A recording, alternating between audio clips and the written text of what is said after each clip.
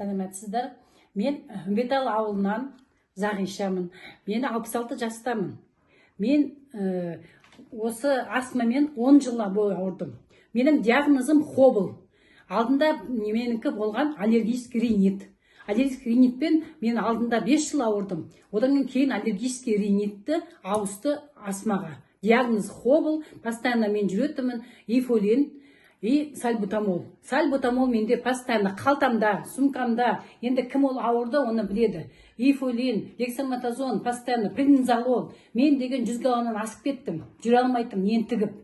Уже маған почти приговор. Алматтағы 6-й поликлиникада учетта тұрдым. Там постоянно я сол жерде тексеріліп, сол жерде ай сайын мен система алам, ай сайын дәрі алатым сол жерден.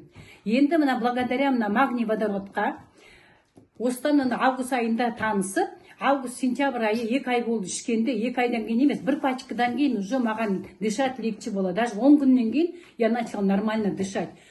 Врачтар не деген түрлі дәрілер ішті, не деген лечение алдым, ешқайсы көмектесін. 10 жыл мен астма болдым. Бронхиальный астма деген енді кім ауырды ол біледі.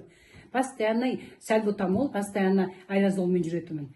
Енді міне рахмет, мен даже сенген жоқпын, что именно осы сенбей іштім, бірақ та 2 пачкадан кейін мен спокойно, қазір еркін рахаттан демалам. Өйткені мен түнде де демалайтын, күндіз де демаламайтынмын. Енді міне 1000 рахмет. Алдымен Құдайдың ісі дейміз ғой, Алланың ісі бұл себепші.